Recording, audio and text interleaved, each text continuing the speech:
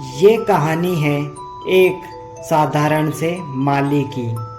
एक गांव में साधारण सा माली रहता था। रामलाल उस माली का नाम था। वह दिन रात दूसरों के बगीचे संवारता, फूल पौधे लगाता और अपने परिवार का उसी से पेट पालता था। रामलाल का एक बेटा था, गोपाल।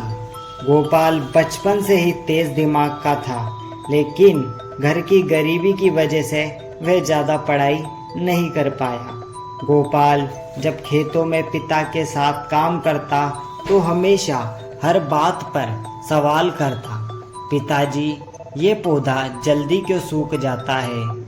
अगर पानी समय से नहीं मिले तो क्या होता है? पिताजी, पौधे को पानी समय से नहीं मिले तो क्या होता है? जब तक उसके पिताजी जवाब नहीं देते वह पूछे जाता।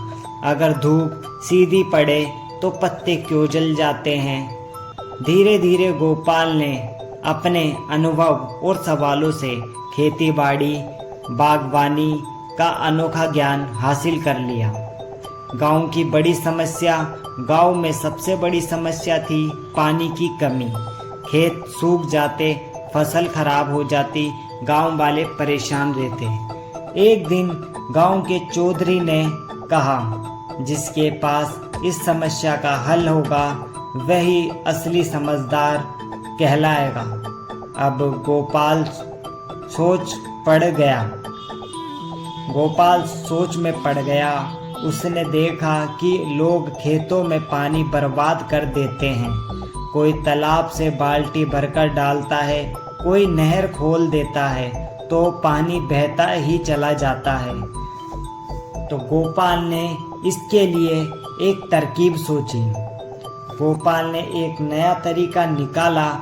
उसने पुरानी मिट्टी के घड़े लिए, उनमें छोटे छोटे छेद किए और उन्हें फसलों के बीच गाड़ दिया।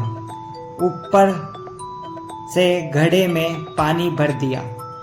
धीरे धीरे पानी छेदों से रिगसकर पौधों की जड़ों तक पहुंचता। न ज़्यादा पानी बहता और न ही ज़्यादा सूखता। पौधे हमेशा नमी में रहते।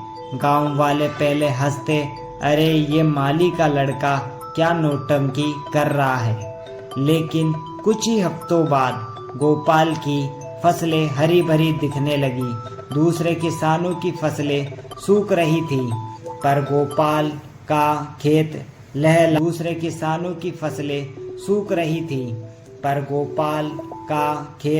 लहलहा रहा था।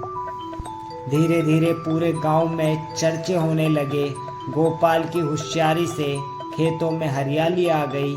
इतना छोटा सा लड़का और इतना बड़ा दिमाग। चौधरी ने भी गोपाल को बुलाकर कहा, बेटा, तूने तो हमें पानी बचाने और खेती करने का नया तरीका सिखा दिया।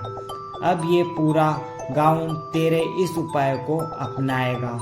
गांव वाले लोग गोपाल की इज्जत करने लगे। पास के गांव में भी उसके किस्से पहुंच गए।